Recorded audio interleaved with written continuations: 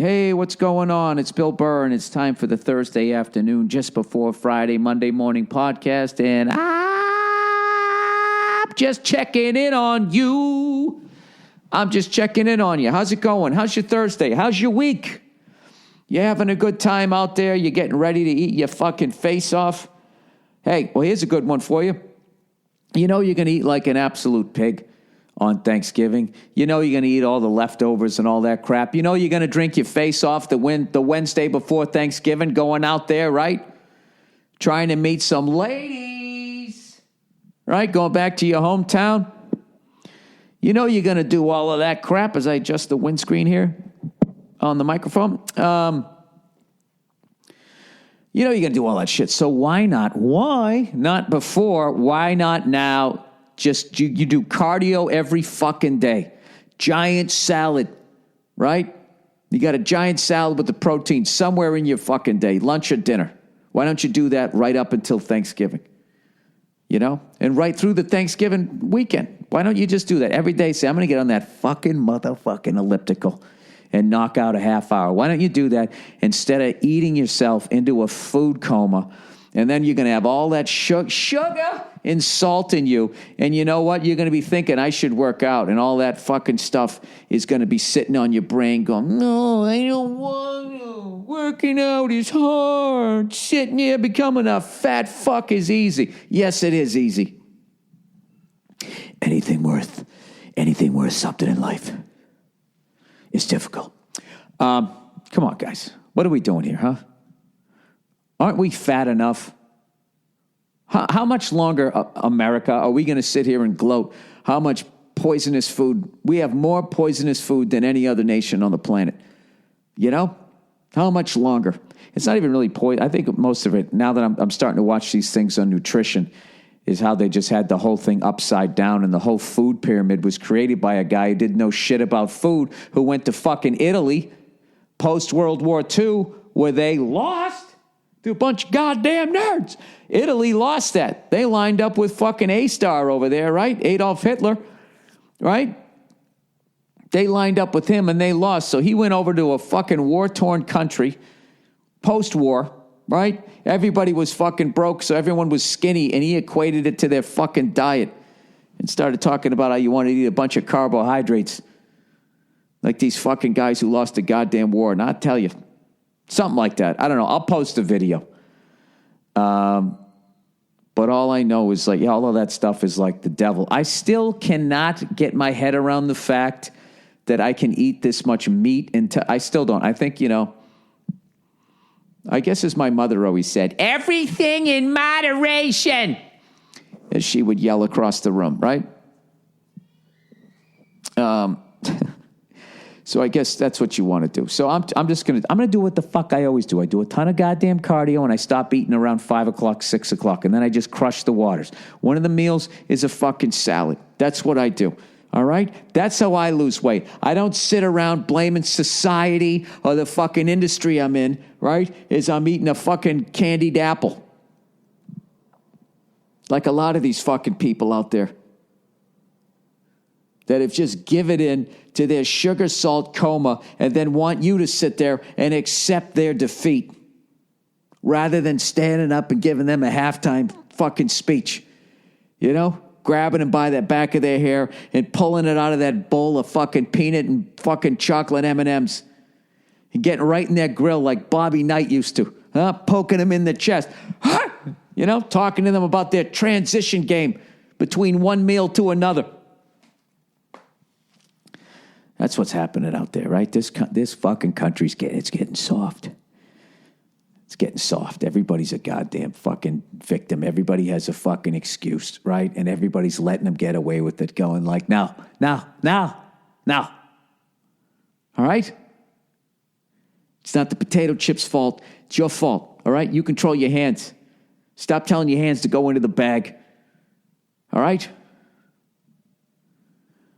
If you ate a head of lettuce the way you eat those fucking chips, like I'm telling you right now, you'd be a goddamn dreamboat. You know what you got to do. Quit your fucking crying. All right, I'm done.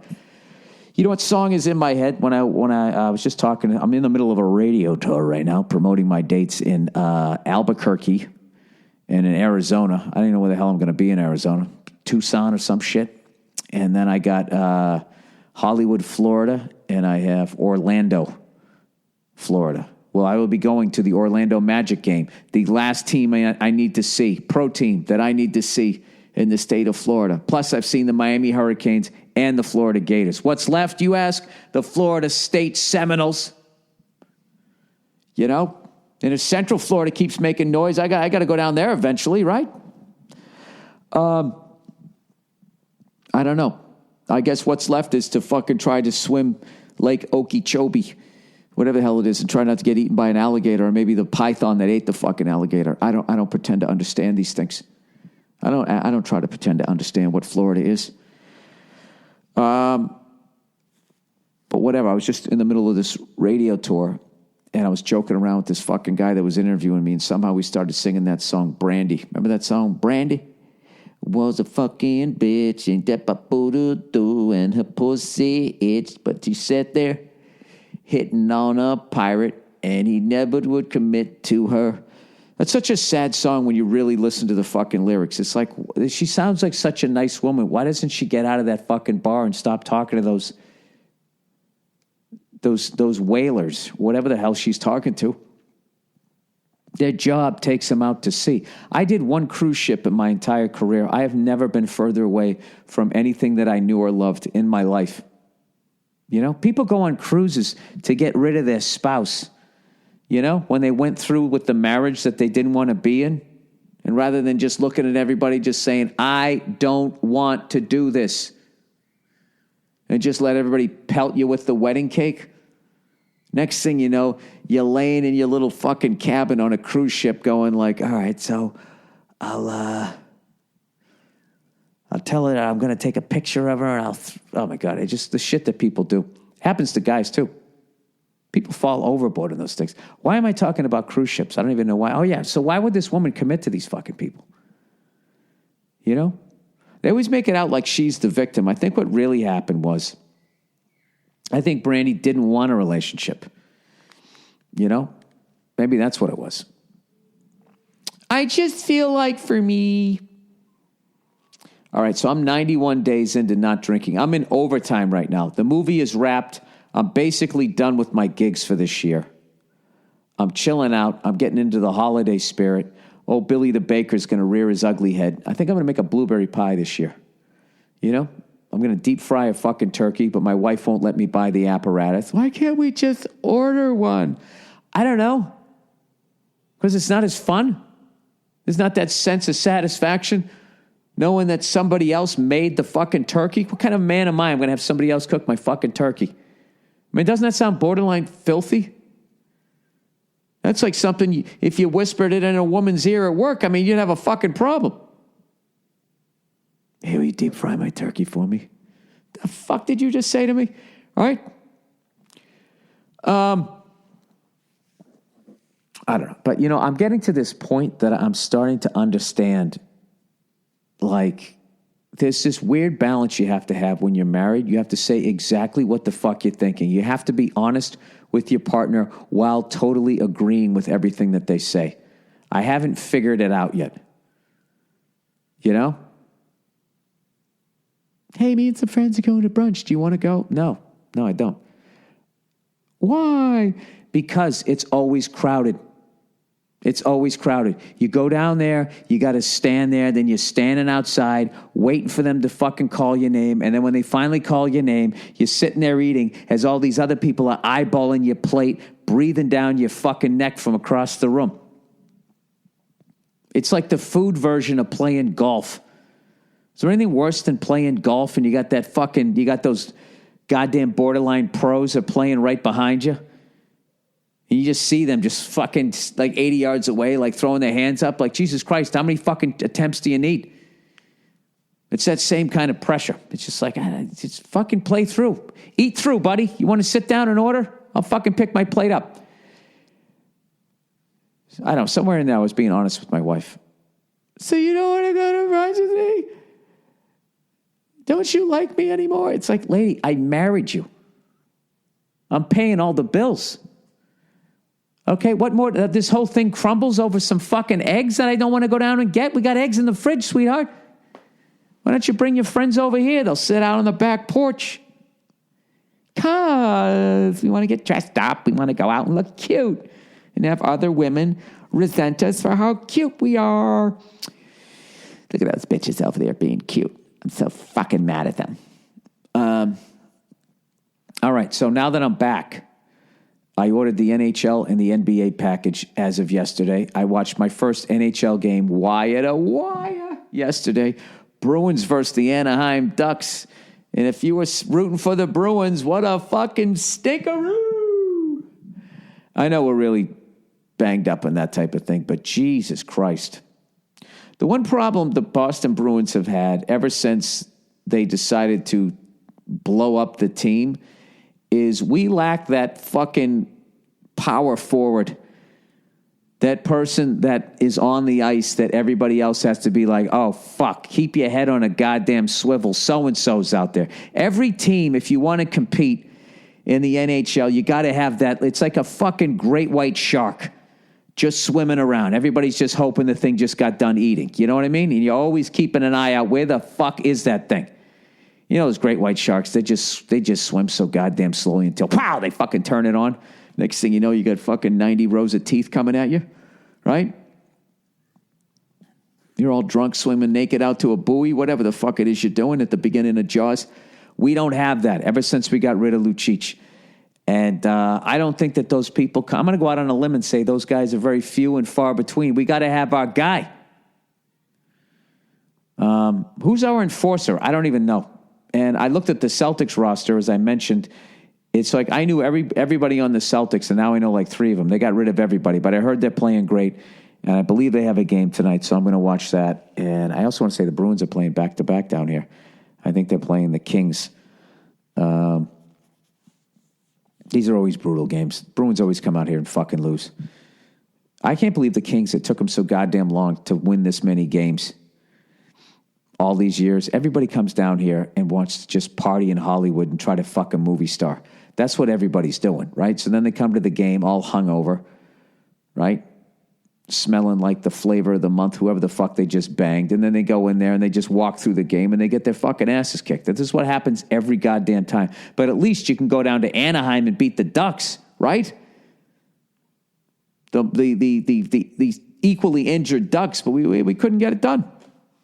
We couldn't. In fact, the Ducks have won the last 8 regular season games against the Bruins. They fucking own us. We're an original 6 team getting owned by a team that's made after a Disney kid movie. How fucking sad is that? I have no idea. So anyways, I'm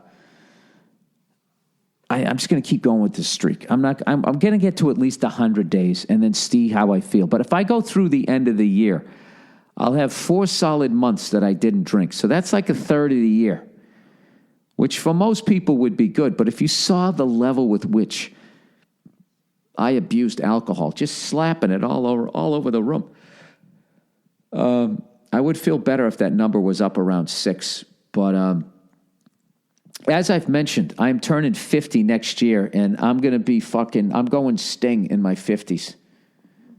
I'm going to try to anyways. I might regret telling you guys that I'm doing that, but I'm telling you, if I can ever get fucking healthy, I got another injury, all right?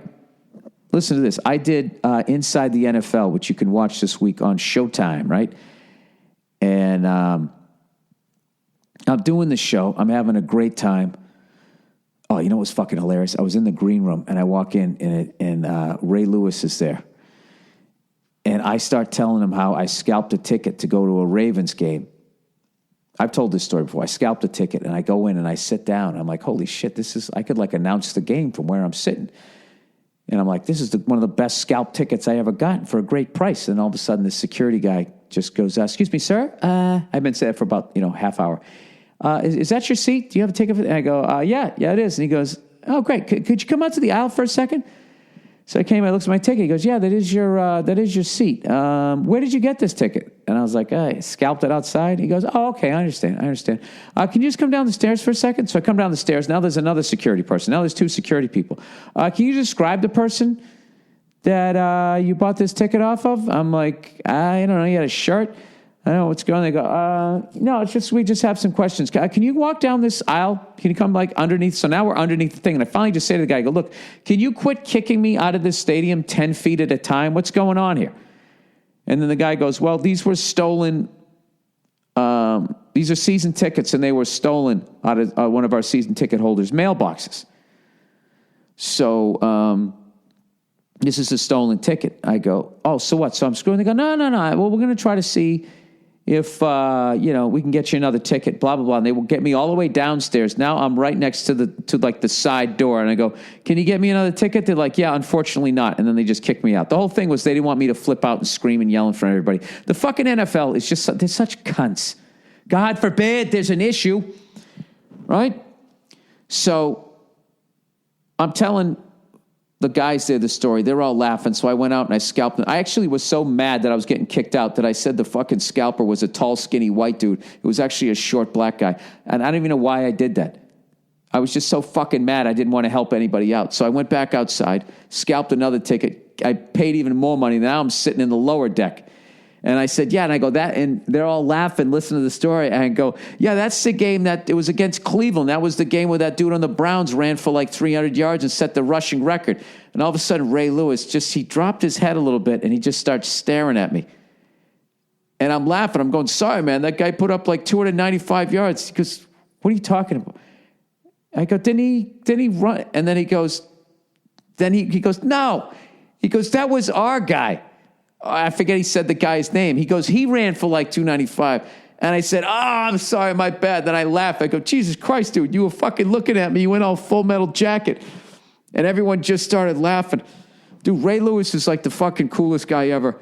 And he's still like, if you saw how like hurt he was that I would ever suggest that anyone put up close to 295 yards on a Ravens defense that he was a part of. I got to ask all those guys so many cool questions. I actually, I asked Ray Lewis if he had what's it like being one of the great linebackers of all time, watching how these linebackers, get to just sort of, the wide receivers just to kind of get to skip down the damn field now. And he goes, I can't, I have a hard time watching it. He goes, I got to take like blood pressure medicine. I'm like walking around watching the game. So anyways, we're in between segments, and they actually did this segment on like how the guys on defense don't know what they can and can't get away with, so they're playing timid. And these wide receivers and quarterbacks and running backs are having a field day out there. So, of course, Boomer is siding with the offense, and everyone on the show was siding with like that's over-policed and blah, blah, blah, blah, blah. So anyway, so the segment ends, and Boomer's continuing the conversation. He goes, did you see what happened to Aaron Rodgers? And he goes, the guy came over, and Boomer walks over, and he goes to pick me up. And I don't know why. I should have said, Boomer, I saw the play.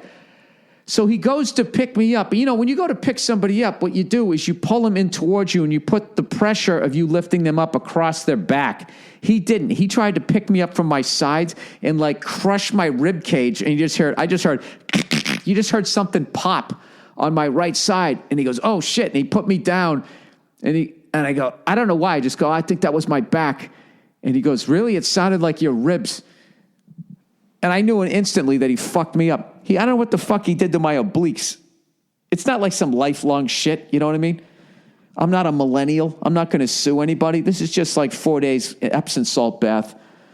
But like, I knew immediately he fucked me up.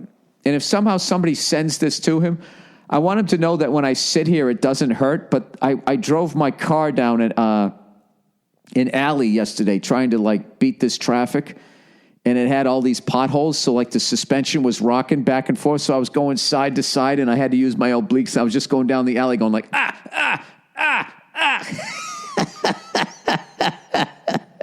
But I'm good because I can laugh right now, so it feels fine. But, it would have been such a cooler story if it was Ray Lewis who did it to me as opposed to a quarterback. But here's the deal. He's still like 6'4", and all of those guys have like fucking gorilla strength. And I'm just a comedian in my baby blue sweater. Anyway, so how funny is that? I actually went on a fucking football program with ex-NFL players and came out of there with an injury. I'm like day to day right now. I would still start on Sunday if we were playing football. They'd spray it with something. But anyways, I had such a great time with all of those guys. And Ray Lewis, Nate, and Boomer. I had such a great time on that whole thing. And, of course, JB. We were all teasing him about his haircut. I don't know if it made it, but I said he looked like Count Basie. And they were trashing me for being bald and all of that. It was just, I wish I lived in New York. That's how much fun I had on that show. But also, I also realized like how little football I watched when I was on there. Like when I had to pick the teams, like I had no idea what anybody's doing. You know? My daughter's crawling. She's starting to stand up at this point. I mean, that alone, I can barely pay attention. And I was in the writer's room and then immediately went down to the acting gig. So my apology. I mean, of all the fucking years for me to get back on that show, the 1 year, I think next year I'm going to get to watch a lot more. But I was sitting there like, before I went on the show, like trying to study up, like, you know, the day before your final and you know you're not going to pass, but you're just trying to get a respectable flunking grade. And, you know, even after all that studying, I have no idea who the fuck is going to win it. I know the Eagles and the Rams are doing well, as are the Vikings. And even though the Patriots are 7-2, I never believe in our defense. I just don't think we get enough pressure on the fucking quarterback. And they seem to be able to do pretty well against our secondary this year. So we'll see. I don't know. But anyways, thank you to everybody over there for having me on Inside the NFL. Please watch it this week. Nate gave me shit about Deflategate. And I, of course, took the bait. Once again, I always take the bait. I should have just been like, hey, man, you know, fucking, I got 5 reasons to not get upset. Holding up all 5 fingers for the 5 rings we got. I never thought to do that. I immediately be like, oh, that guy was acquitted. So anyway, so I did the fucking show. And then immediately I went down to, I went right to the airport because I wanted to see, get home to my family over, my family back west, out west. You go back east and you go out west. And, I get to Newark Airport, and I'm hungry, and I quickly realized there's no way to get food in the air. I flew United, and the entire fucking terminal, when you showed up, wherever you went to sit down to eat, if there was any sort of sit down and eating, you had to be your own waiter. You had to interact with this fucking iPad, and the second I sit down, I'm looking at my face on the screen. I'm like, what the fuck is this? So I cover the camera with my wallet, and the lady comes over, hey, do you know how to use it? I'm like, I'm not a waiter, sweetheart. I don't work at this restaurant. And I was being a dick to her and everything. In the end, I tipped her in cash, though. I did. I said, listen, I'm not upset with you. I'm just upset with this fucking apparatus here. I like human beings, okay? And I don't like this thing, you know, filming me here. She goes, it's not filming you. It's just going to take a picture of your ticket. It's like, what the fuck does Wendy's give a fuck about what airline I'm flying on? You're gathering information. And you to sit there and act like this thing isn't filming me, they're going to be like, white male, looks to be about this old, ordered the fried chicken sandwich, and they're going to they're just constantly sucking this fucking information out about you. So just sit down. Don't scan your fucking ticket. They're going to use all of that information. Like, oh, no, we're just trying to, you know, if it's getting too close and your plane is boarding and blah, blah, blah. They're not.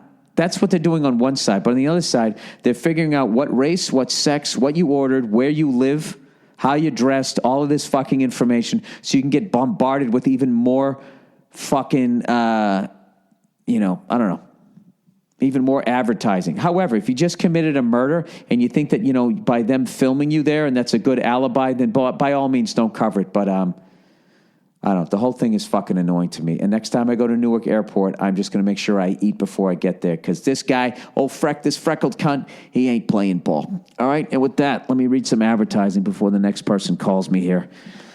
Look who it is.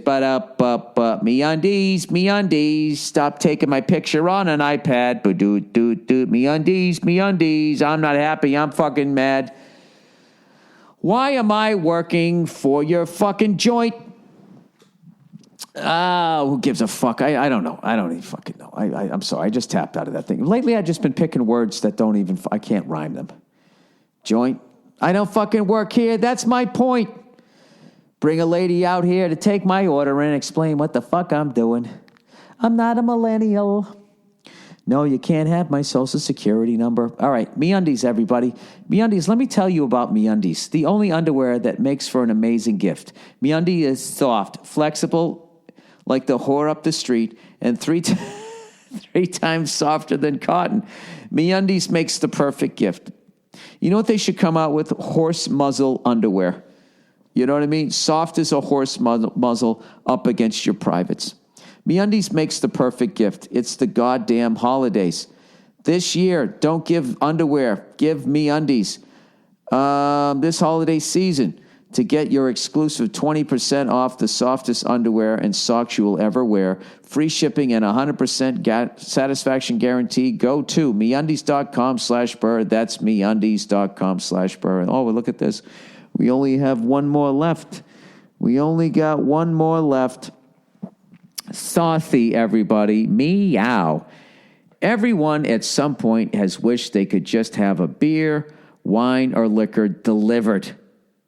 Well, someone finally decided to do something about it. Well, why stop there? Why not bring some Coke and some weed?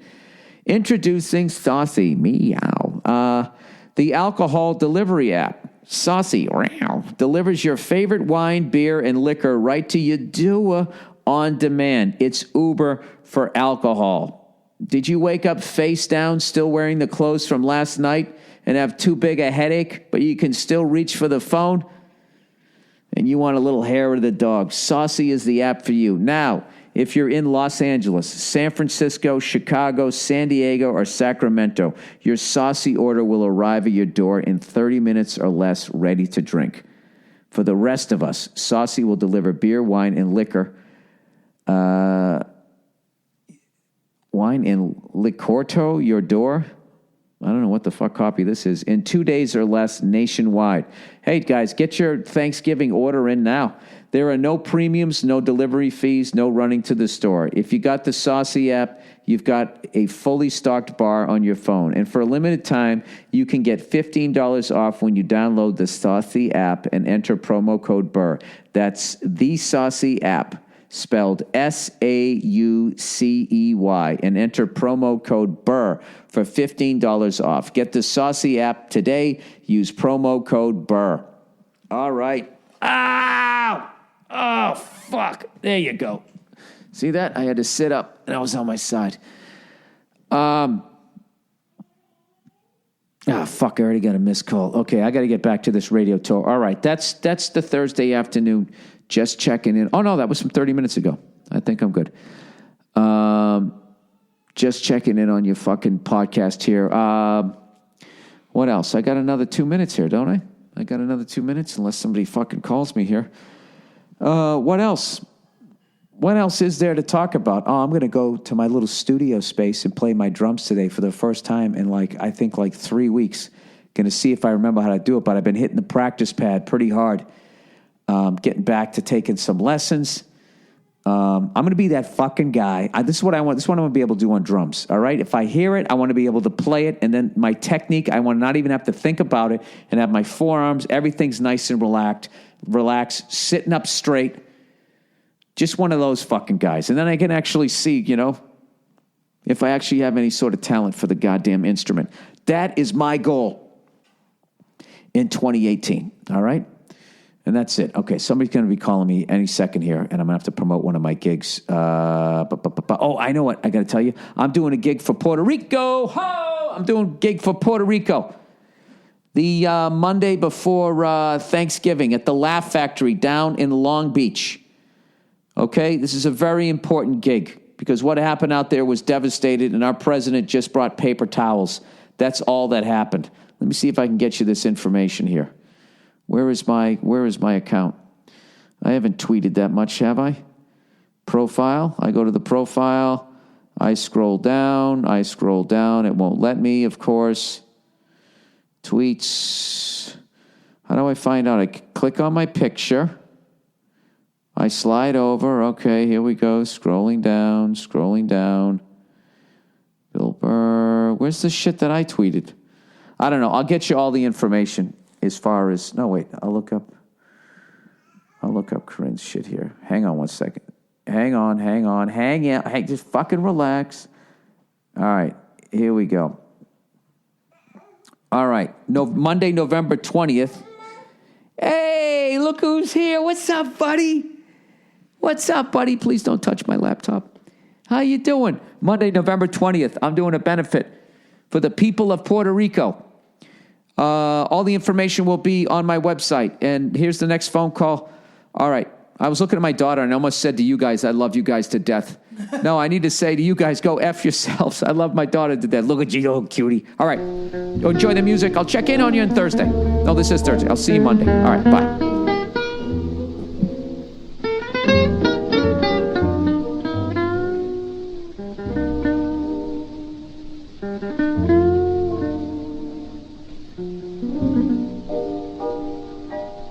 Pourquoi m'avoir donné rendez-vous sous la pluie, petite aux yeux si doux, trésor que j'aime,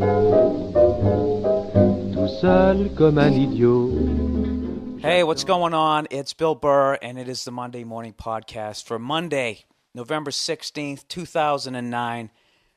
And I'm actually recording this at 12 noon on a Sunday. What do you think about that? How do you like that for forward fucking thinking?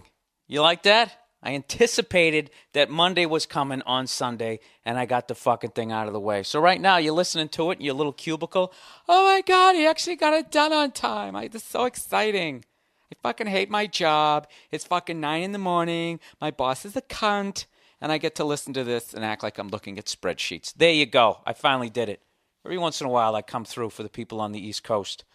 And you might be asking yourself, why, Bill? Why were you so motivated? I'll tell you why. Because for some fucking reason, I've been going to sleep like a little old lady this week. You know, you ever just get in one of those weird sleep patterns where right after the evening news, you know, you watch a little bit of Jeopardy, you slip off your loafers,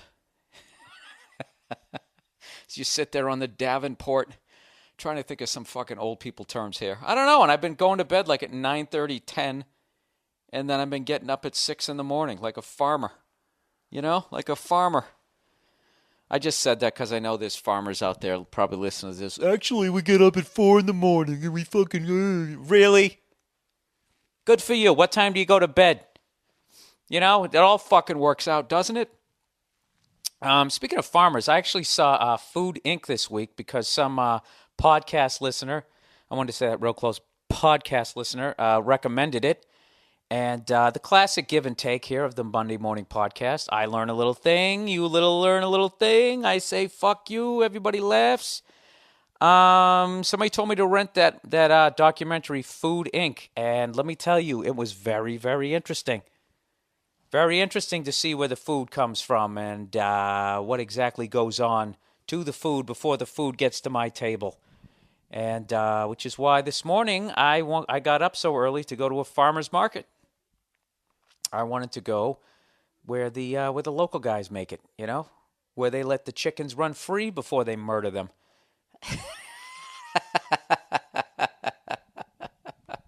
This is a free-range chicken. It had a fucking wonderful 7 weeks on this planet before we stuck it in a funnel and sliced its throat. They actually had video of how they kill the chickens. That's what they stick them in these little the down-home farmers, the regular old farmer who hasn't given in to the man, dude. They got like you ever see like those fancy bakers, right? As opposed to the blue-collar bakers who got those fat little thumbs.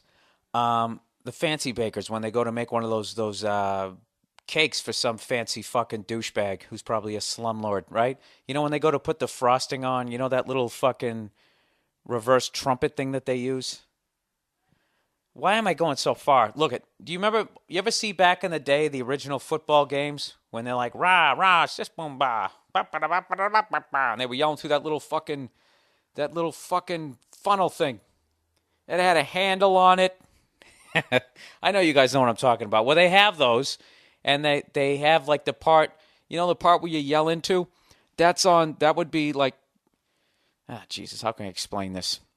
Picture if you had one of those rah-rah, sis-boom-bah things, right? And you wanted to yell up to the heavens. And you fucking cocked your neck back. and the thing was going straight up. That's the way they have these things. And they have them in a circle, like 10 silver ones. And they take these chickens, and they're like, and they fucking stick them in head first. So they go right down the fucking funnel, and then that little chicken head sticking out the bottom. And they're like, oh? And then they fucking slice their throat, and they bleed them out. That's how they do it on the regular old farms. That's how they do it.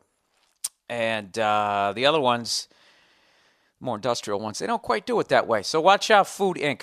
Check it out. At the end, it's a bunch of fucking dead animals. But I don't know. I like clean food. Call me crazy, but I like clean food. So anyways, I was supposed to get up, early this morning. I've been all excited all this week. Because you know me, I see one little thing that says a corporation is fucking me over, and then that becomes my quest for that week. It's why I don't talk on my cell phone anymore. It's why I don't trust banks. It's why I'm not a Democrat or a Republican. It all comes down to some fucking video that some fat fuck living in his mother's basement has made, and I just take it as law. That's how I do it, okay? And so the whole week I've been obsessed with going to the fucking farmer's market, and every day I've been going, we're going, right? We're going. And finally yesterday, my girl couldn't take it anymore, and she's just like, yes, we're going. And they get that, okay? They get like that fucking tone in their voice. And I was just like, what a douche was my immediate thought. I just turned around and I walked out because you can't slap them, even though they deserve it sometimes. And at least you could throw something at them, something that's in between Nerf and a blunt object. What would that be? Beyond a pillow, but not quite the refrigerator door. How about a soft-covered book? Isn't that... And you don't frisbee it at them because that might catch the corner in their eye. What you do is you sort of lob it at them. Like a Robert Parrish foul shot. Half that, not the rainbow. Sort of like a half rainbow, And it just lands on the fucking meaty part of their thigh. Makes that nice slap sound. Anyways. Yeah, so she annoys the shit out of me, right? We're gonna go, okay? Like, typical broad. Acting like I'm being a fucking douchebag, right? And what happens this morning? She's fucking sleeping like Boxcar Willie until like 11 in the morning. And she clearly told me like fucking months ago that you have to get over there early because if you don't get over there early enough, there's just going to be a bunch of strawberries laying on the sidewalk. So she finally gets up, right? She finally gets up around, she's in the other room, so I have to whisper here. She finally gets up around fucking 11. All sleepy-eyed. She's like, ah. And she knows she fucked up. She knows it. I know it. The downstairs neighbor knows it. Everybody knows she's fucked up. Why did she fuck up? Because she overslept? No, she fucked up because she was a douche the day before, acting like I was overreacting. Like, don't worry, we're going to fucking go. And what does she do? She goes out, she has a couple of pops, and next thing you know, she sleeps till fucking 11. All right? And you're probably like, well, Bill, why didn't you go in there wake her up? Oh, I'll tell you why. Because she's been breaking my balls about how I keep going to bed at 9:30, and then I start puttering around like some war veteran at 5 in the morning this whole fucking week. So I let her sleep, thinking maybe she'd get up at 9, maybe she'd get up at 9:30, maybe 10. At 10, I just said, you know what, who gives a fuck? I've been eating corn-fed beef for all my whole fucking life, I'm still walking around. I'll do it for another week. Who gives a shit, right? So then she wakes up at 11. She's like, are you still going to go? Are you still going to go to the farmer's market? And I was like, no, we're not. She's like, why not? I go, because you told me all the shit is gone if you don't get there early. So why do I want to go over there now? I also like going over there earlier because I'm a redhead and we live in a desert. And I don't feel like standing out in the middle of the fucking street at 11 o'clock in the morning. Plus, the football games are already on. So then what does she do? The typical codependent shit. She keeps trying to get me to go with her. Well, there's still going to be some stuff left. They'll have kale. They'll have some broccoli. Yeah, I don't give a shit. I was going over there for the meat. That's what I was doing. So you can't come with me? No. I understand why you can't come with me. That fucking nightmare. And I just refused to fucking go. I'd gotten on with my day. I started paying my bills for Monday. I was going to do the podcast. I'm going to go fucking work out. And, of course, the second I started this podcast, who comes walking in the door? My girl comes walking in and informs me that there was still plenty of shit left which is still not my fault. I went by her information that nothing would be left. And for all I know, she's fucking lying. You know? There was plenty of stuff left. You could have come with me. Asshole. So that's been my fucking morning. And I also realized that my fucking Patriots don't play until 8 o'clock at night, which is 5 o'clock out here, or 5:30, So I had nothing better to do. I decided I'd do a fucking podcast rather than sitting here doing nothing when she came home, because then she could have been like, well, why didn't you come with me? Anyways, this is the Monday morning podcast. Did any of that make any fucking sense? Wasn't that just a classic, boring fucking relationship story? Did I just bore you for fucking 9 minutes and 33 seconds? Well, I hope I did. Because I've been getting too many complaints about the fucking podcast lately. I liked it back in the day. You were more angrier. Bill, do it on your cell phone again. You know? Whoever wrote me that, you know, what did you used to do? Why don't you go do that? Why don't you stop evolving as a fucking human being and just do it the way you did it 2 years ago? Wear the same fucking shirt. You know what I mean? You want it the exact same way every fucking, fucking idiots. Dude, I like their new stuff. I like their first two albums. I don't like when they changed. Don't you like people who are into bands like that? Like people who are into like fucking U2. You know, people just can't fucking respect for the fact that they've continued to fucking evolve and put out killer songs, change their sound, come back to their sound, divert from it, become huge rock stars, mock being huge rock stars, always coming up with a new way to make it a little bit different. There always has to be that fucking douchebag going, I liked him back. I liked him up until War or Boy or whatever the name of their fucking albums are. I don't even remember. Remember that one that had that fucking creepy looking kid? You know? Looked like the poster for The Grudge like 20 years before it fucking came out. Like there's always people like that. Granted, there are bands that evolve and then they suck, like Jefferson Airplane when they became Jefferson Starship.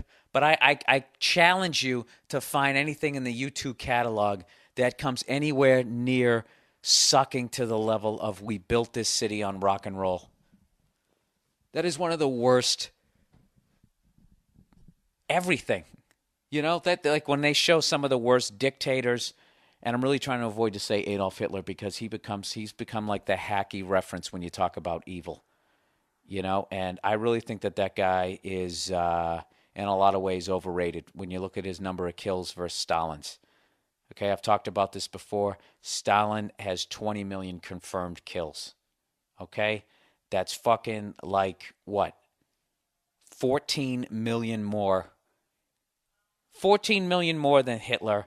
And about fucking 19,900,000 more than fucking Rambo.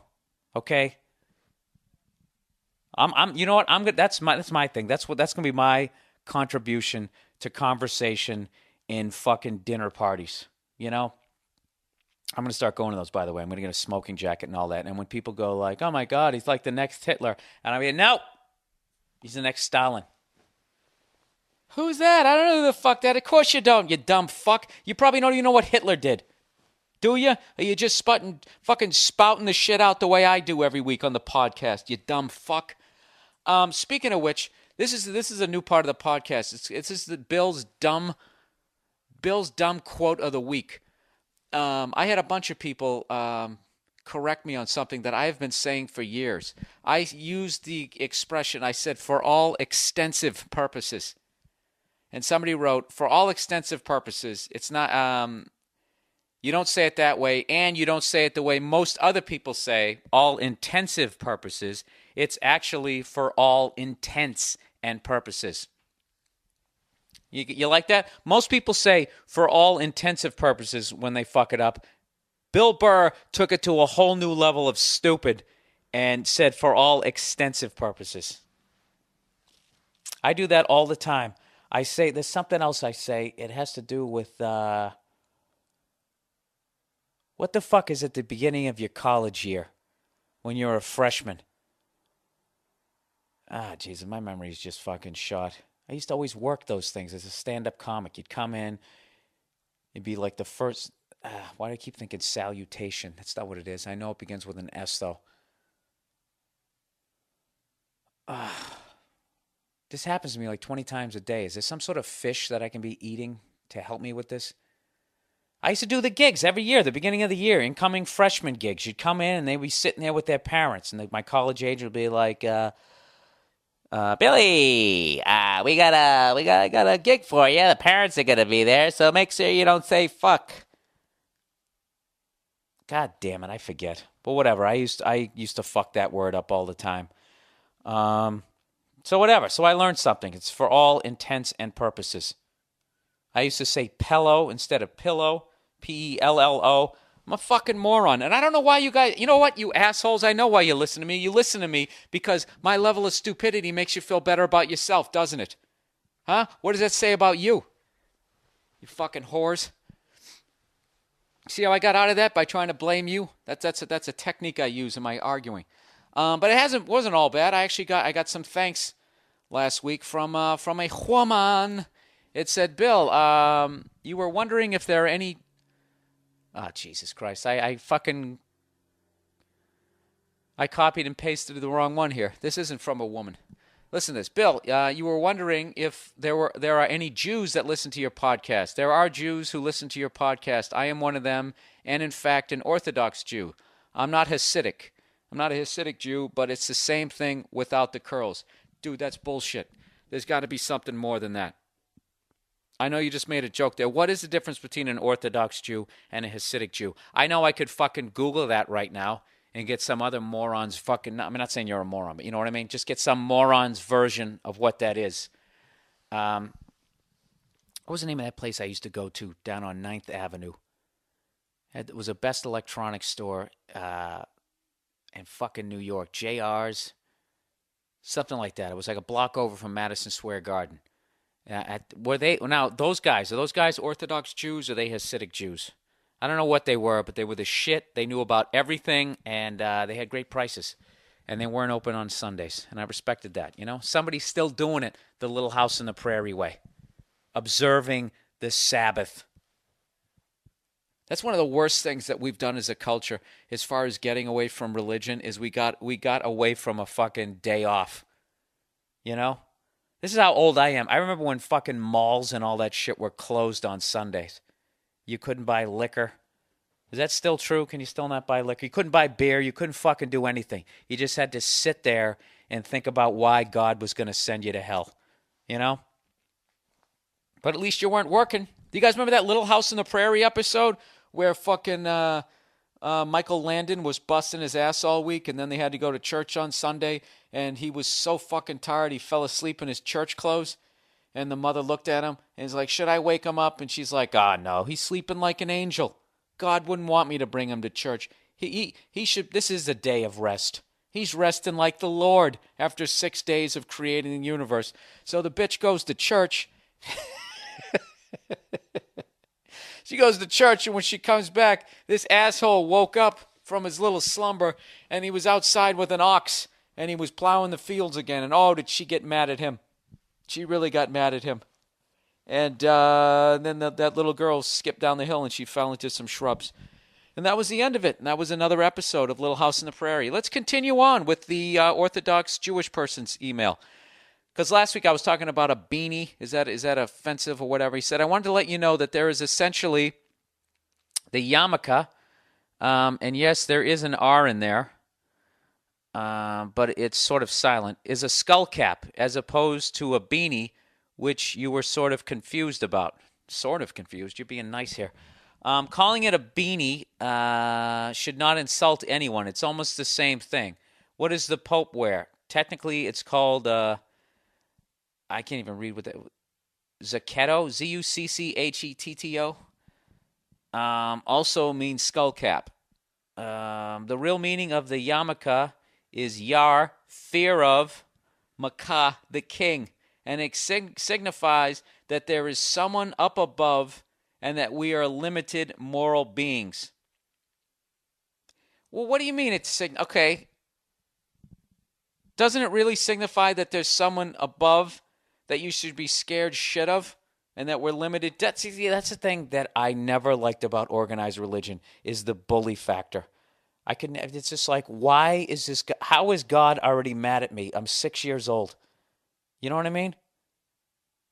It just created, like, if you believe in this higher power, it's this fucking angry douchebag always looking down at you, pissed off at you. You know what I mean? Why are you fucking mad at me? You made me. You know what I mean? If I fucking built a car from ground up and it didn't run correctly, who the fuck am I going to blame? The car? That doesn't make any sense. Did what I just say make any sense? I don't fucking know. All right, let's just finish this. Also, you mentioned how the guy on the plane was wearing a yarmulke so big you weren't sure if it was a hat or some sort of giant yarmulke. I totally agree with you. I wear a normal-sized yarmulke and am a little annoyed even when someone wears one so big that it covers their whole head, almost like a hat. But to each his own, I guess. Anyways, I'm a big fan of your comedy and your podcast. Well, thank you for listening. I appreciate that.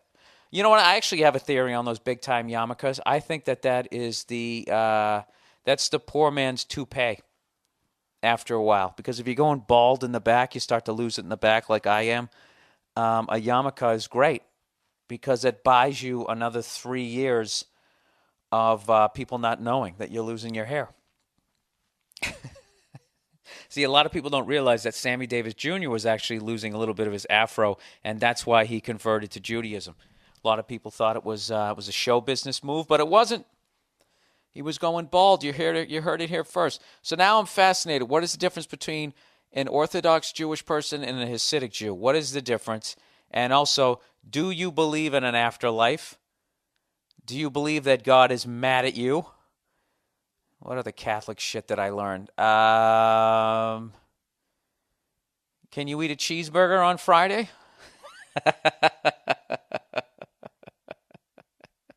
And I know, like all religions, you consider yourselves 100% right and the chosen one. Do you guys have the Notre Dame, God loves us best? You know, do you have that too, that disease that is in every fucking religion? You shouldn't kill anyone, but God loves us the best, and anyone who doesn't believe what we believe is going to hell. Have a great week, everybody. Be sure to pass that on to people who don't believe in us. Why does every character in my fucking act talk like that? What did the priest used to sound like at my church? Hey, how you doing? You're looking pretty good in that altar boy outfit. Go ahead, lift it up a little bit. Thank you. That was my impression of a Catholic priest. All right. I've been doing a lot of ranting and raving on this podcast, people. Talking about those little those little scan cards at the grocery store. And somebody told me that what you're actually doing is taking a survey and, to help them figure out what products you can't live without so they can jack the price up. And I've actually taken that as law. So this is somebody, and I've had a bunch of different theories. Here's another theory. A couple of weeks ago, you brought up the Saver cards at the store and you were wondering what the purpose of them was. You speculated that it was so they knew what you were buying to jack up the prices. But with the barcode scanning, they already know how much inventory they move and what sells better than other things. The purpose of the card is to gather your information to sell it to mailing lists, who then send you junk mail or spam since they always ask for an email address. They also can be used as an incentive to keep you going to the store instead of a competitor, i.e. going to Macy's instead of JCPenney's. They give you the discount without the card occasionally so you can be lured into saving 10% or so every time you go there so they can eventually get your information. Hey, your guess is as good as mine. I don't know what they're up to, but I also noticed that most of the shit that's on sale is their bootleg version of the real shit. You know what I mean? Like Ralph's olive oil. You know, I've noticed that that's another great way. Like they could be like, okay, we're selling the food. What if we made it also? You know, and had our own fucking farms. I don't know. I don't trust people who are going out of their way to give me a fucking break. I don't. You know what I mean? That's like the fucking Andrew Carnegie kind of like way of doing shit. You know, you fuck people over your whole life, and then the end of your life, you're worried that maybe really there is a God, and then you become a philanthropist, and you start giving your shit away. Fuck you. You sit there with your guilt. I'll pay full price for the peanut butter. Thank you very much. All right, another theory. What the fuck is this one? This guy says, I'm a software engineer who finished working for a company that stores and reports on all sorts of insane sales data. Some examples of that type of data they can gather. Sales of products based on ethnicity. Yeah, see, this is why I think they also want the card, because it's not enough to know, we sold 20 boxes of Fruit Loops. They want to know, was it a guy? Was it a fucking girl? How old were they? What color? The main data I saw in this kind was defined as Hispanic or non-Hispanic. I guess that's sales based on ethnicity. This is a guy who gathers this data, I guess. He says, if there is a floor display in some store, what is the effect on the sales of the item while the display... What? I'm the worst. If there is a floor display in the store, what is the effect on sales of that item while the display is present? Let's say, for example, there is a NASCAR event sponsored by Coca-Cola. They keep track of Coke sales in that region around the time of that event. Furthermore, they analyze if the cost of sponsoring this event made them enough money to profit to make it worthwhile sponsoring similar events. This is just a small portion of wacky shit they update weekly. That was written in capital letters. Weekly. I guess that's important. Weekly. They know every single damn item that was moved out of each and every store every single week. So basically, the stores with the Savvy Save cards get two huge benefits. They sell this data to my old company to make money, and they let the consumer feel as they have some kind of superhuman power to save 40 cents when they buy 3 gallons of milk in one visit. So there you go. I don't know. You're helping them gather information. I don't like the fucking pricks, so I'm not using one. All right. Now let's get to the meat of the podcast here, people. Shall we? I'm doing this on a football fucking Sunday right now because I could give a shit about other teams in the league right now. All I give a fuck about right now is my Patriots. And it's basically because I've watched so much fucking hockey this week that I'm done with sports. I was flipping back and forth between the Ohio State Iowa Hawkeyes game this week, and I was also flipping back between that and the USC Stanford game.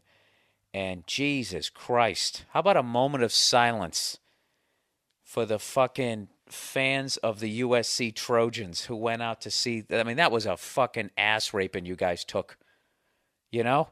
And I'll tell you right now, Trojan fans, you have no fucking right getting mad at Jim Harbaugh for going for 2 points. Let me set this up. Basically, Stanford was up 48-21. For those of you overseas, usually you just kick an extra point, right, to make it 49, or you can go for a 2-point conversion. There's no reason to go for a 2-point conversion when there's 6 minutes left and you're up by 4 or 5 scores, and they went for it, and the crowd started booing.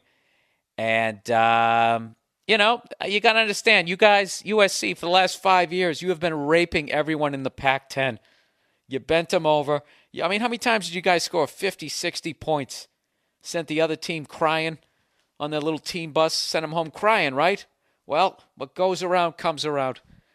And I became a huge Stanford and Jim Harbaugh fan with the fact that he went for 2 points, and then he also, in the end, they got the ball back again, and he went for the end zone. They end up winning 55-21. Jim Harbaugh was trying to literally end the football program at USC. It was one of the most vengeful, the biggest acts of vengeance I've seen in sports in a while. I fucking loved every second of it. And I was also watching the OSU Iowa Hawkeyes game, and those of you fans of the podcast know that my new tradition is I go to the Rose Bowl every year. So both of those games were huge. I really didn't want to see USC again, mainly because, you know, I like variety, and that fat cunt from last year's game was a USC fan. So I'm happy that she had a miserable day. You know, she probably didn't 100%. She probably, you know, had a dozen donuts in front of her, so it wasn't a total loss. Really, Bill, 11 months later, you're still giving a shit about her weight? Yeah, I am. And then Iowa. You know, that fucking quarterback for Iowa, that kid's 19 years old. I'll tell you, all you Longhorn fans sitting there talking about that Colt McCoy, that kid at Iowa was those are the fucking plays. Those are the passes you have to make it onto the fucking pros. All right? You have to throw the same kind of throws that they throw at the NFL level. You can't be running the fucking option and gaining like 150 yards a game and then also throwing for 200. No one gives a fuck. The second you start running, watch Tim Tebow. Watch that guy when he goes into the draft. That guy is going to be I swear, if he goes in the second round, it's not going to surprise me. He's a tight end playing fucking. That Jesus freak. I don't give a fuck how many psalms he writes underneath his fucking eyes is going to get laid out in the pro level. He's going to get fucking laid out. I guarantee. That's my prediction. All right? And they're going to make him a flanker. They're going to bring back that position. So anyway, I did that. I watched and then I watched the Flyers and the Sabres, and I watched the Bruins and the Penguins game. I actually watched the Penguins game this morning. I watched the fucking recording of it. So I got nothing left. I can't watch any more fucking sports, but I have to watch the Patriots tonight play cunt-face Magoo and the Indianapolis Colts. And I really hope the Patriots win because I really want to hear how Peyton Manning is going to figure out how to complain about Bill Belichick and the Patriots this year. That guy is one of the biggest fucking babies in the history of the NFL. One of the biggest crybabies in the history of the fucking NFL. They were holding on to our receivers, and I couldn't get the ball to them. Remember that year? He cried about it after the game. He made a tape. 3 weeks later at the Pro Bowl, he cried about it. He cried about it all the way to the draft. Now, if you're ever watching the NFL and you're wondering, why is it illegal to cover receivers now? It's because of Peyton Manning whining. He wore a diaper from fucking January until May, crying about this fucking game. They were holding him, and then they couldn't run, and I felt like a jerk.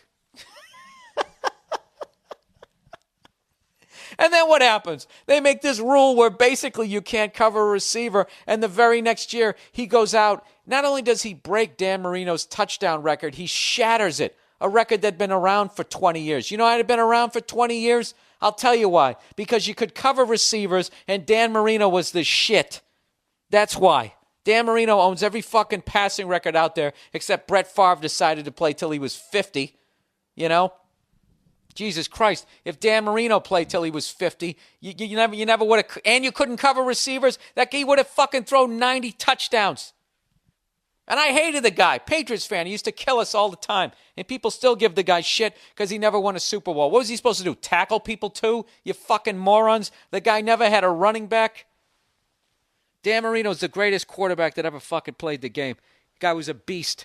Second year in the league, he throws for like 5,000 yards. Who does that? Nobody.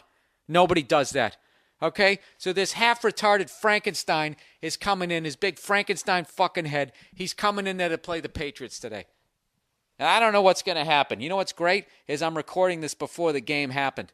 So I gotta talk some shit here, what I think's going to happen. I actually think the Colts are going to win. I think the Patriots defense is still, it's too new, it's too young. And even though Bill Belichick is a defensive genius and he's slowly molding them into that suffocating, quote-unquote, boring defense that we had. Remember that? The beginning of the 2000s when everybody said the Patriots were a boring team with no stars on it, and I'd take Peyton Manning over fucking Tom Brady. Well, what's the score? 3 Super Bowls to 1. Really? You'd rather have fucking 1 title rather than 3? Well, good luck to you. So, I don't know. I don't know what's going to happen today, but I have faith. I have faith in my boys, and I think we're going to fucking we're going to eke out a victory. And I think fucking Peyton Manning is going to cry about it, and he's going to throw his team under the bus. We had some protection issues. We had protection issues. Fucking what a douchebag. You know what I mean? He should go have a sword fight with that fucking idiot kicker of his. All right, there you go. That's my prediction. Anyways, was there a prediction in there? Yeah, my heart is saying that the Patriots are going to win by 3. My brain is telling me that we might lose by 7 just because like I said, we have a brand new fucking defense, and it's going to take them, believe it or not, it does take a good year or 2 for guys to get used to each other, to know where they're going to be at, you know, to know where you got help and all that type of shit. So anyways, let's continue on with the podcast. Oh, let's get into this shitstorm. Last week, I did somebody asked me a question about why, when a guy does something for his girlfriend, why is it never enough? And one of the problems that I've had and that this guy had last week is you try to plan something that both you and your girlfriend can enjoy as your night out, and evidently women have a problem when you pick something for the both of you to do that you as a guy will also enjoy. Evidently, from what I'm reading from these fucking psycho emails that I got this week, is that if it's not 100% about them, if you don't literally make a Rose Bowl fucking float, sit them on it, and then drag it down the street with your fucking teeth, they feel that you got too much enjoyment out of the evening. So basically the evening was really your evening. It was real. Look at the fucking wedding day. You stand in it like an idiot, and she makes this grand entrance. She gets some one-of-a-kind dress, and you get a tuxedo that some fucking drunk's going to wear at a 15-year anniversary for a bowling alley the next fucking week. You know what I mean? All right, let's listen to what the twats had to say this week. All right, here's this wonderful girl, and I say she's wonderful because she actually admitted that she was a psycho, because I actually emailed her and asked her, why do you only respond to male-female shit? And she sort of, in her own little cute way, admitted that she was a psycho, so I can't hate her. But anyways, this is her email. Hey, Bill, I love the clueless email questions from your male listeners. That's always a great way, by the way, to get the other people to listen to what you have to say. Right out of the gate, just start insulting them and talking down to them. He said the guy was asking, why is it never enough to please a woman? Since he and then she's referring to his email. She says, since he admits he isn't home a lot, I'm guessing his wife/girlfriend is doing all the dirty work for him. His laundry, cleaning, cooking, picking up after him, etc. All right, let's stop right there. She's doing all the dirty work. Let me ask you guys a question. Would you rather sit home doing laundry? First of all, laundry is the most overrated fucking chore ever. If you have laundry in your fucking apartment, what that takes all of a minute to load the fucking thing in. And if you're not colorblind, it probably takes 45 seconds to load it in. And then you go back to watching The Price is Right. Cleaning, cooking, picking up after him. I would rather do that than do what this other guy's doing. This other guy is working like 60 hours a fucking week. Okay, let's move it. She's already made this assumption. Okay. Then she wants him to spend some time with him, and he comes up with something that he wanted to do. Just like when you took your girlfriend on that drive, all we heard about was the love story between you and the car. You were more excited about the car than anything. It was like you were on a date with the car, and your girlfriend just came along for the ride. Listen back to even the tone in your voice when you were talking about it. It's like you were talking about another woman. All right, you know something? I could sit around for 20 years trying to come up with the perfect paragraph to talk how insanely jealous and psychotic women are. They're jealous about an inanimate object. She's talking about a car. It's almost like you were talking about another woman. Lady, you are out of your fucking mind. You're out of your fucking mind. And you're totally ignoring the fact that I took her out to dinner. I took her out to lunch. I took her up for a ride up the Pacific Coast Highway. People fly out here as a vacation to do that. A lot of couples do that. And I'll tell you right now, they don't do it in a Corvette convertible. They do it in like a fucking, whatever, a Buick Century. Really? I mean, it literally is never enough. You're actually proving this guy's point. So she says, my husband does the same damn thing. I'm like, what can we do for fun today/tonight? And the only thing he can come up with are things that interest him. Well, what can you come up with? Can you come up with anything that doesn't interest yourself, you selfish cunt? You're doing the exact same fucking thing. And it's unbelievably selfish for you to sit here and have like a day that's for both of you, and it has to be 100% about you. Because what? You did some laundry? You lazy fuck? You know what women are? They're like adult children. That's what they are. They never get beyond. They're like juveniles. They're adults, but they still want to be treated like they're not of age. It's just fucking boggles my goddamn mind. She goes, I'd rather not do anything at all. I think it's selfish and obnoxious that everything we do has to have his interests before mine. So everything that they do should have your interests before his?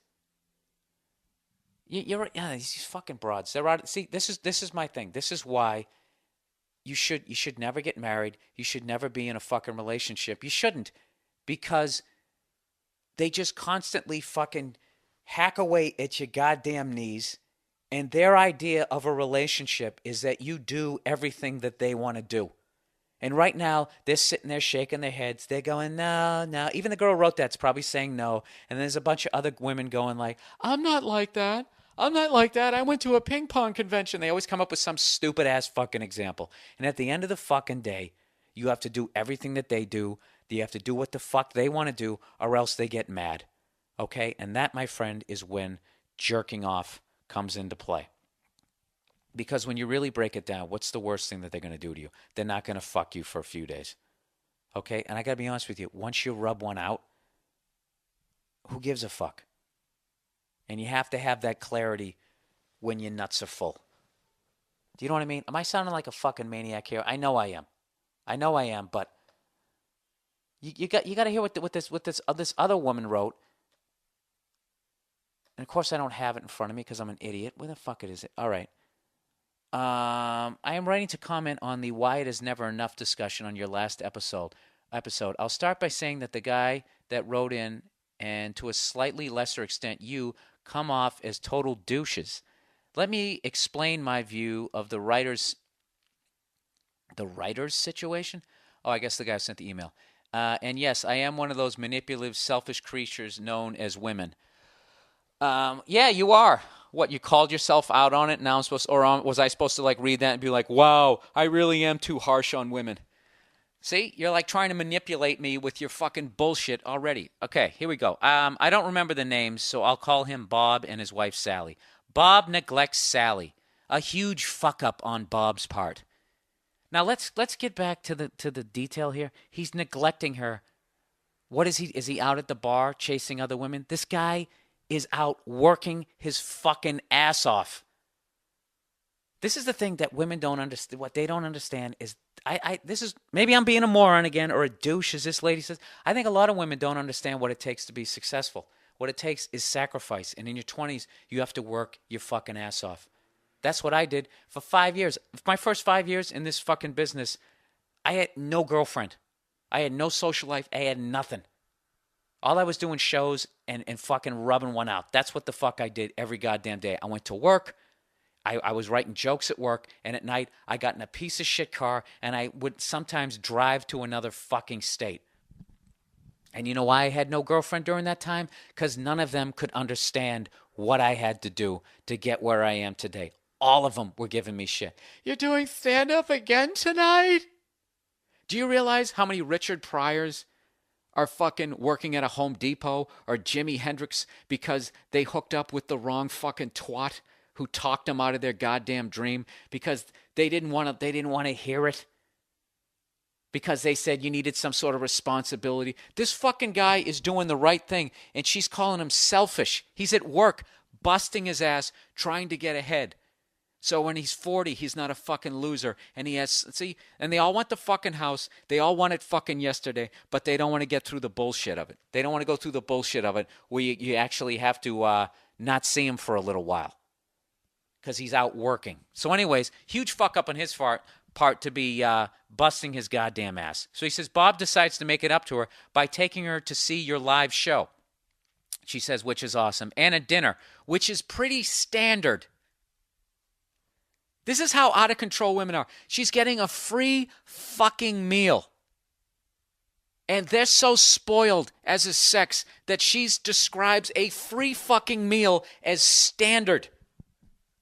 Do you know what I have to do as a man to get a free meal? I have to win a radio contest. You know, I got to call up this radio station and imitate the local sports guy. And I have to beat out all these other fucking guys who are... I haven't had a free meal since I was 8 years old and my parents took me to McDonald's or whatever, maybe 13, 14.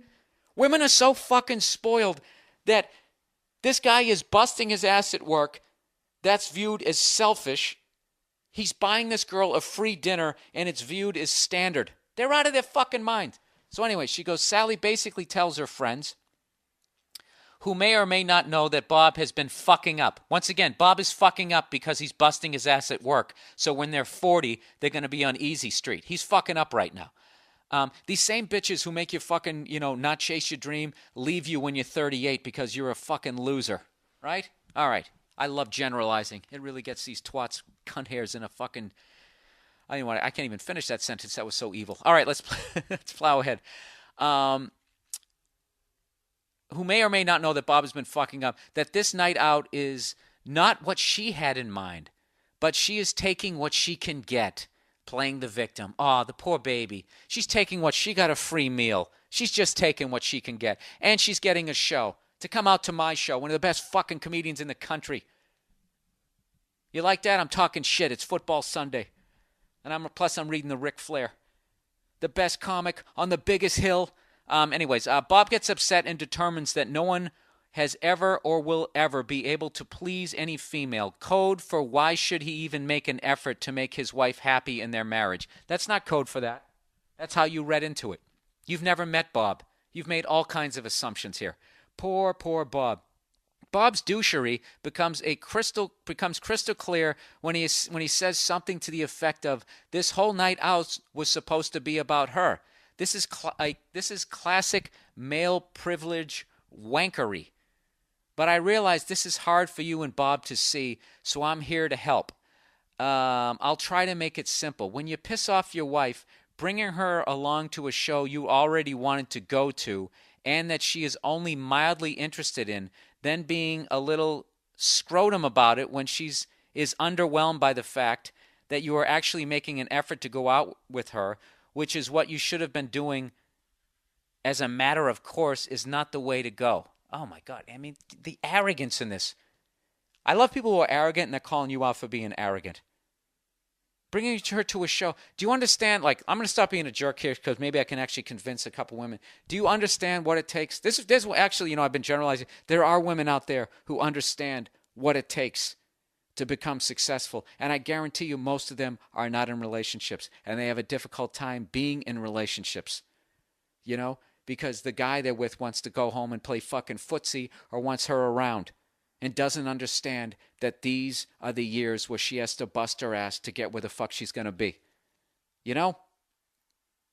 So, lady, both of you guys are 100% wrong. I could see if this guy was out drinking with his buddies, if this guy was out fucking around on her, or if he was just sitting there staring at the TV watching football and not paying attention to her when he brings her out, yeah, then I could see that he should have some sort of mini all-about-you wedding day for her, okay? But if this guy is busting his ass at fucking work, okay, he's not going out having a good time either. So he should be allowed to have some sort of enjoyment.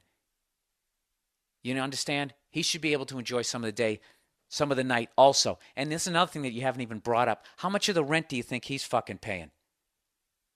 I'd be willing to bet that he's paying more than she is.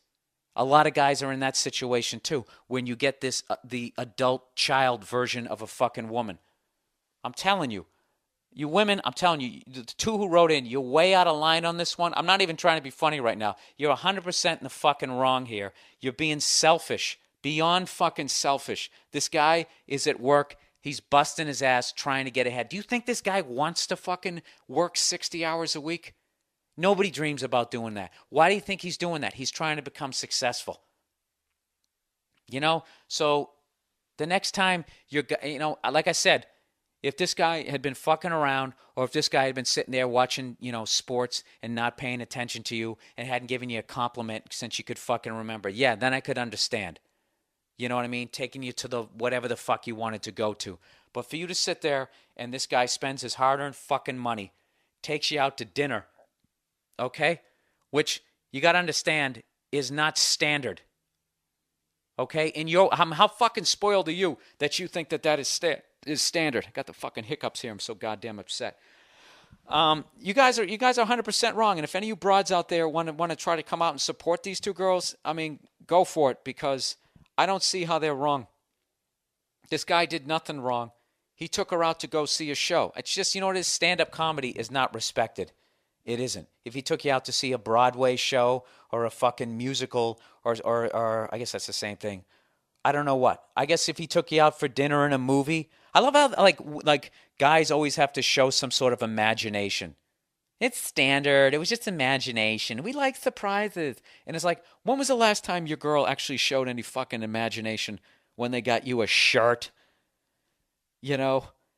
Or some sports DVD? You know?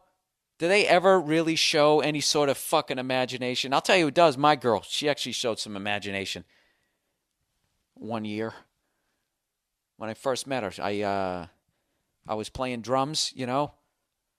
She knew I was into drums. She knew I loved them, and she actually got me this pair of drums. She got me a pair of drumsticks, and we'd only been going out for like a month, so there was like that thing, you can't get a really huge gift, but you got to get them something. She got me a pair of drumsticks, and she had my initials engraved in them. I never even used them. I thought it was unique. It was loving. It would, and it didn't cost her that much money, and it was totally fucking cool. I wouldn't be like, well, you got to do that every birthday, surprise me. Like you did with the drumsticks, except spend a ton of fucking money, too, I don't even know if that even fucking... I think I started to make one point, and then I made another one in that one. I'm so fucking annoyed by these women. They're out of their fucking minds. You're out of your fucking minds. Okay? And if the guy who wrote that email last week, don't listen to these fucking twats, all right? You're out there, you're busting your goddamn ass. You have to sit down, and you have to explain to your wife or your girlfriend or whatever the fuck she is what it takes to become successful, because I'm telling you, you understand what it is. You're doing what everybody else did in their 20s. All those people out there, the broads with the tramp stamps and the guys with the tribal band tattoo who are out there doing keg stands and fucking everything that moves, doing their best to catch herpes every fucking weekend. Those people, they wonder what happens. When they get to their 30s and their 40s, they wonder what the fuck happened. And they're looking at you like you're a shithead. Now the payoff is usually when you become successful, you end up renting a Corvette at 41. Having sort of a mini midlife crisis. But I'm telling you, I'd rather be me than those other fucking dudes. I really would. So you really need to explain to this woman who looks at you busting your ass as neglect, as being selfish, is just beyond me. It's fucking beyond. You're doing what you're supposed to be doing as a man. A man is supposed to work, and he's supposed to provide for his family. And what you are doing is you are laying the groundwork for you to do that as best as you possibly can. And for someone to say that is selfish is just fucking beyond me. Okay? Let me ask you this. When you went out that night, how fucking tired were you? How many times did you yawn from working all fucking week? You know what I mean? Aren't you allowed to go out and have a good time with your girlfriend with a little bit of shit that she enjoys, a little bit of stuff that you enjoy? Isn't that like a fucking relationship? I mean, am I out of my fucking mind here? Anyways, this is really just going to become a woman bashing thing. This really just fucking tapped into this. Here's another email I got. Bill, this got me so pissed off, and I swear the first thing that came to my mind was, wait till Bill hears this shit. I guess I listened to your show too much. So here's the story. He goes, I went on my lunch break with a female coworker today, and the true mind of a female really shined. I'm telling you, women, you really got to chime in here and trash guys, because this is really becoming, this is like the guys this week are Stanford and women are fucking USC. But whatever, watch Oprah. You always win on that show. Here we go. First off, I'm not interested in this female. We are just friends. We've even talked about this, and I've explained to her, and we agree nothing is happening there. No problem. So we go out to get a sandwich, and her ATM account is frozen. She calls the bank, and they think something's wrong and won't give her the money till they talk tomorrow. Right there, fuck the banks, right? Exactly. You can't even get your own fucking money, provided she's not overdrawn. So here we go. So he goes, I would have lent her the cash, but I was broke. I offered to give her all the money in my pocket, about $2.50 in pocket change. That would at least bought her a coffee. Ugh. I already paid for my sandwich when we found out about the ATM, so she turns down that, but asks me to drive her a few blocks to go to the bank, and I happily do. That doesn't work, and we have to go back to work. This is all during your lunch hour. She asked me to borrow a credit card or something to get food. I don't have any, so she can't. So she calls back the job and asks another guy for $5. He says yes. She then asked me for the $2.50 she turned down before. I said sure. Now, here is the fucking kicker. So now this girl has $7.50. She then tells me word for word, well, since I got $5 now, let me tell you something. And with this fake grin on her face, trying to soften the blow. Actually, she wasn't. She's going into cunt mode here. She goes, if you were in this jam, I would have offered you half of my sandwich, but that's okay. I'm just saying. And the guy said, I was floored. I was like, yo, first off, you only said this after you got the money because you knew how it might make me feel, and now you have my money and don't need my sandwich. So basically, you just wanted to make me feel shitty for not living up to your standard of friendship. She laughed it off and said she was trying to offend me. She wasn't trying to offend me and let it go. Bullshit. You called her out on her shit. Notice how she waited till she got your $2.50 and then did the little fucking 2-point reversal on you? Then she brings it up again, and now I realize she was really bothered by the fact I didn't offer her the sandwich I bought with my last $5 to my name. Meanwhile, she has $400 in the bank. They just won't give it to her. Tomorrow, she will be fine. I will still be broke, yet she still thinks I should have given her half of the last sandwich I can for a week till I get paid. The thing that gets me the most is we work a labor job. I'm always helping her lift and move things because she herself brings up the point she is a girl. Yet she talks all the time about how men and women are equal in the workplace and she should be treated the same. And this isn't some dumb cunt. She went to school for 4 years, got a degree, changed her mind, and now she's going back to get another degree that will take her 6 more years. She reads and studies all day, and I enjoy her conversations because she's smart. But at the end of the day, I have learned she is still a woman, and she still feels she should somehow be babied by other men simply because she is a woman. I'm not sleeping with her. We are just friends. Why do you feel entitled to half of my last, even if after I go out of my way, half of my sandwich, even if after I go out of my way, every way I can to help you? Exactly. You gave her every last cent in your fucking pants. You drove her down to the bank. You drove her back to work. This was all during your fucking lunch hour. You're lifting her boxes and all that type of shit. I mean, I don't know. I don't know what to tell you. I mean, maybe you could have given her half your fucking sandwich. I don't know what your relationship is with her, but that's the classic, I could see if she got the $5 out of the other guy, and didn't take your $2.50, but she gets the $5 and then takes your $2.50 and then brings it up. You know what I mean? I'm telling you, dude, right then, like if someone did that to me, I would be done with them. I wouldn't tell them that I would be done with them. What I would do is I would wait for the next time she needed me to lift something. I would do a cunty smile back to her and be like, if I was asking you, I would make sure that I would lift half the box with me, or whatever the fuck you want to say. Anyways, he said, thanks for letting me vent. Signed, the Jewish dude. All right. Let's see here. I think that might be it. That's it, right? I think that is it. That is it for the podcast. All right. Well, let me state for the record here. I don't know. After the second time reading that, maybe you could have given her half your or part of your sandwich, offered her a bite. But, you spent all your fucking money, then she finds out she's fucking broke. But that is the typical female fucking thing. Oh, we're equal, rescue me, we're equal, rescue me. They ride that fence, okay? And what most of them do is when it's a good thing to be equal, then you're equal. And when it's a bad thing to be equal, like, I have to pick up something heavy, then it's like, oh, I'm just a girl.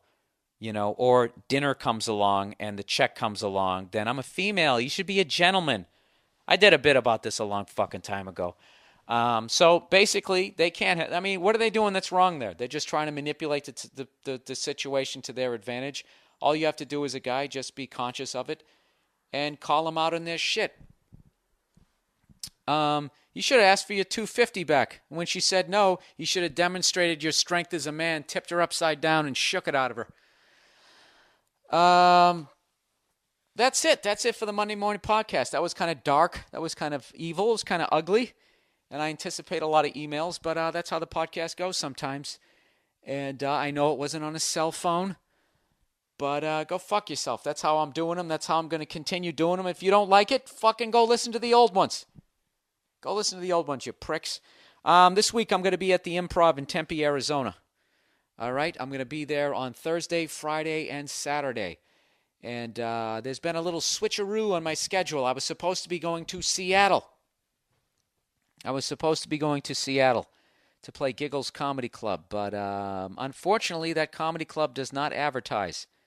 So the only way I sell tickets is to go on this one particular radio show, and they changed the format and got rid of my hookup up there. So there's no way for me to go into town to let anybody know that I'm going to be there. So the club owner would just lose a ton of fucking money. So like a class guy, I switched out the date, okay? So basically, I think I'm going to be maybe doing Seattle in January. So instead of going to Giggles in Seattle, I will be at the Punchline in Sacramento, California. Punchline, Sacramento, California, on December 10th, 11th, and 12th, and 13th. And the week before that, I will be at Hilarities in Cleveland. Go to BillBurr.com, B-U-R-R, for all the dates. And I can't believe I forgot to mention this at the top of the podcast. Tickets are on sale for my next stand-up, 1-hour stand-up comedy special. It's going to be at the Fillmore on December 17th in San Francisco, California. If you would like to come, shit, I don't have any of the fucking information. I am the goddamn worst. Do I have the link? I don't even have the link on my website. I am the fucking worst. Go to livenation.com. That's where the tickets are being sold. Just type in Bill Burr, December 17th at the Fillmore. You will be able to find it. Or you can join my mailing list, because I know I sent out information about that. I'm the worst. All right. I'll have all the information next week, and I'll be putting a bulletin up on my my BillBurr.com or my MySpace page. Oh, and the other thing I forgot to tell you is I have uninformedradio.com is the new website for the Uninformed Show. I believe that's it. Let me try and, once again, I'm the fucking worst. I don't have any of the information. Hang on a second. Fucking voice is going way up here. Hang on. Everybody who are fans of the Uninformed Show with Bill Burr and Joe DeRosa, everybody has asked me for the longest times, where can I get the shows? What do we do? Okay, uninformedradio.com. Uninformedradio.com. If you go there, you can download all the shows, and they're going to be for free. So if you'd like to hear more of me running my fucking mouth, you can go there, uninformedradio.com. That is it. All you guys have a great week, and I will talk to you next Monday. And that's it. God bless. Le ciel Take it était easy. si doux, la mer si belle. Oui, mais voilà ce soir, j'ai froid et je m'ennuie. Pourquoi m'avoir donné rendez-vous sous la pluie? J'ai mes chaussettes qui font trempette. J'ai des frissons de la tête aux talons.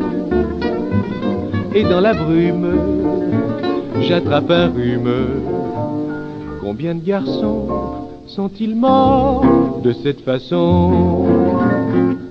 Mais pourquoi? Mais pourquoi? Nino,